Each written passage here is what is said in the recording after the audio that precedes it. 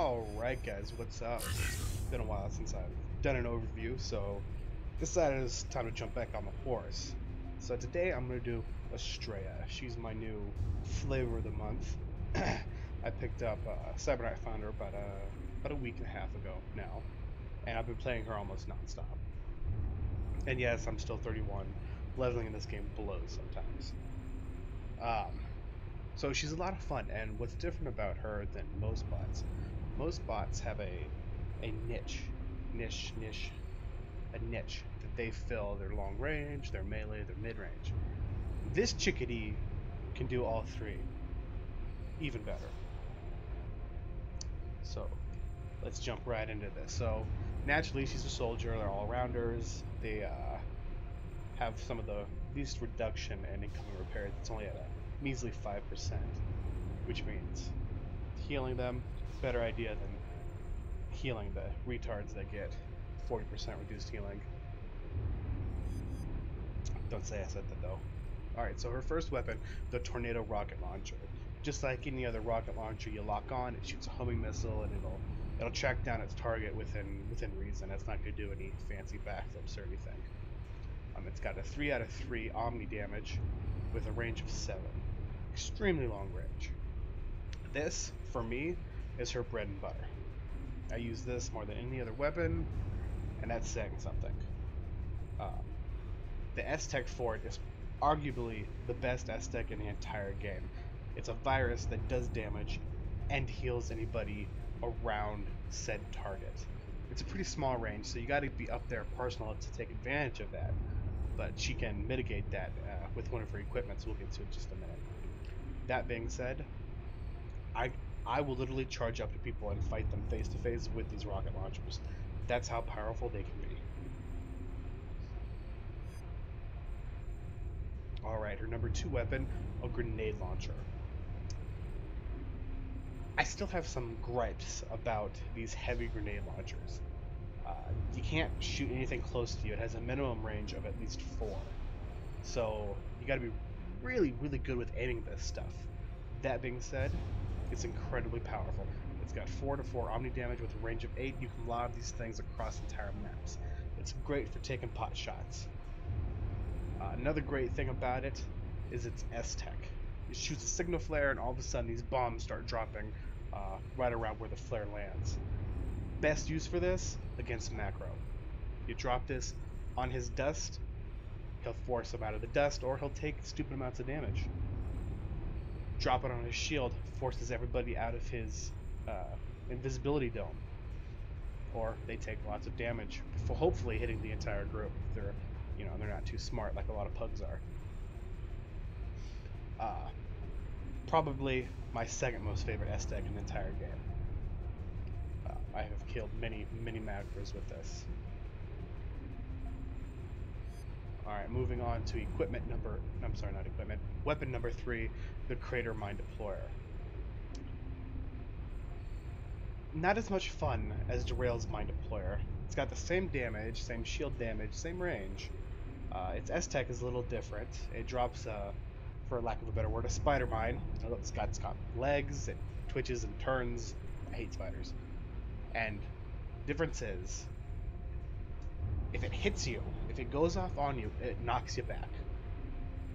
This also has multiple uses against macro and other units and groups that like to cluster up together, with the exception that this can be used closer in melee range. Now, the trick to this is, if your targets are in the macro dust, you don't want to shoot it right at them. You shoot next to their feet, because if you shoot it at them and the mine quote unquote hits them, the mine will just disappear, you lose the ammo, and it's gone. So you want to shoot next to them. That way they can still sidestep onto it, or most of the time they're not watching their feet because they're in that zone. We're safe inside here.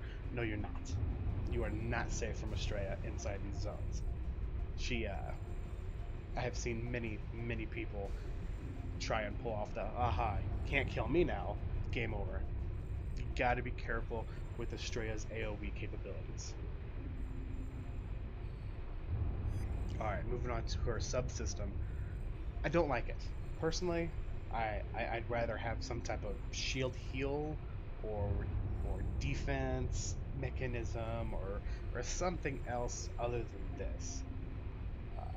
That being said, what it does is when Astraea loses her shields, so you only get this when she loses shields, it deploys a drone that will remove all debuffs on you. In theory, it sounds really nice. It's kind of like communism. Looks good on paper. Problem is, whenever you end up losing your shields, half the time you don't have a debuff on you. They have a slight fix for this. If there's nothing present, the drone will spin around you a couple times and wait until you get a debuff, remove that, and then go away. The problem is, debuffs are reapplied so easily and so rapidly in this game that it's not much of a boon compared to other people's S-Techs, or not S-Techs, but subsystems like Derail's subsystem. He gets cooldown reduction whenever his mines go off, or dead heats. Whenever he kills somebody, he gets a S-Tech boost. Or even conduits, you increase your allies' movement speed when you heal them. That is leagues better, in my opinion, than this.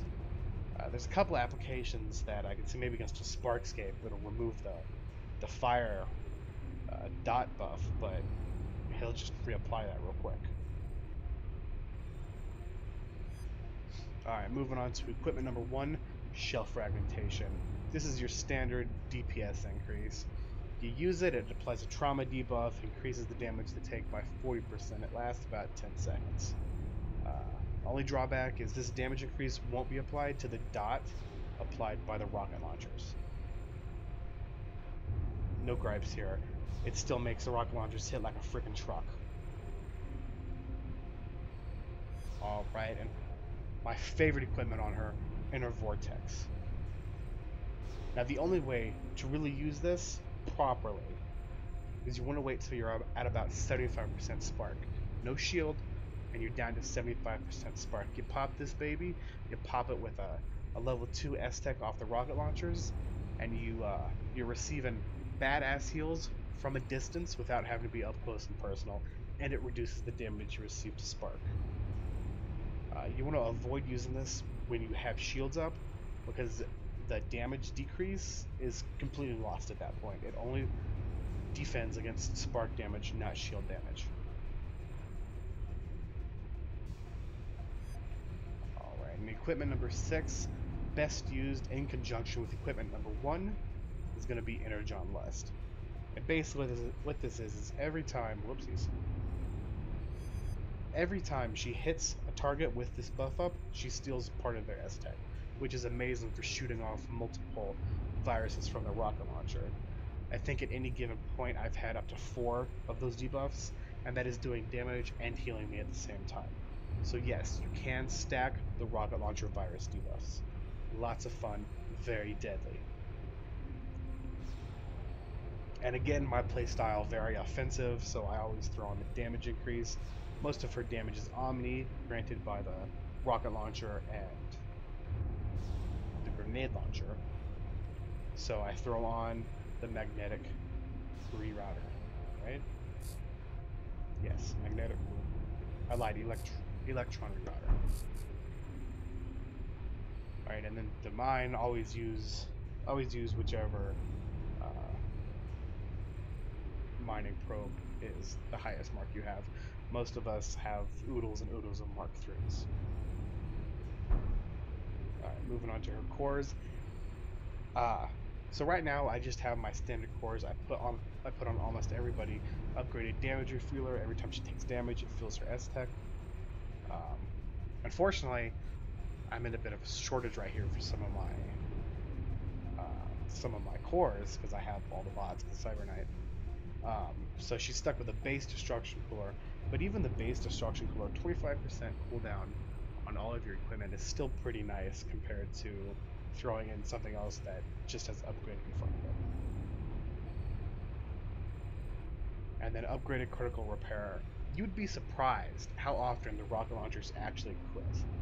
I haven't figured out or read up anything about how critical strike is the algorithms used, but I think complete speculation. I think it's factored into how fast something shoots. Something that shoots fast has lower critical chance. Something that shoots slower has higher. Rocket launchers are one of the slower weapons.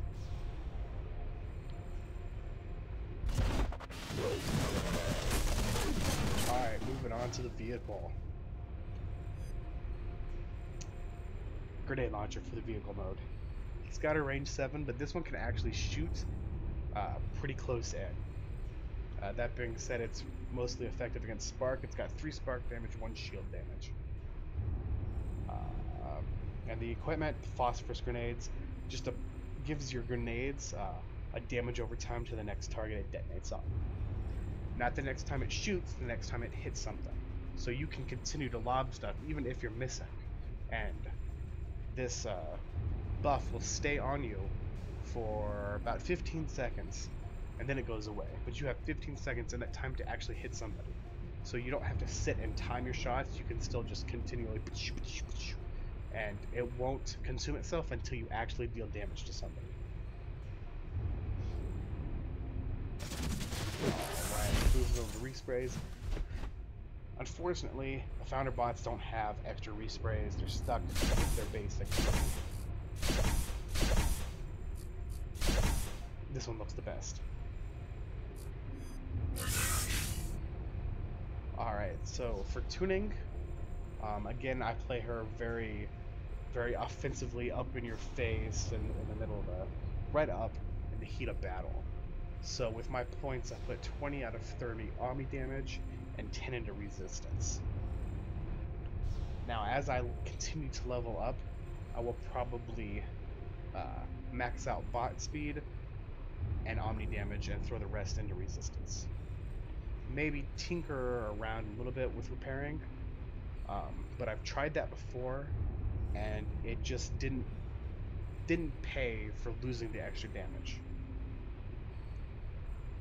which was unfortunate.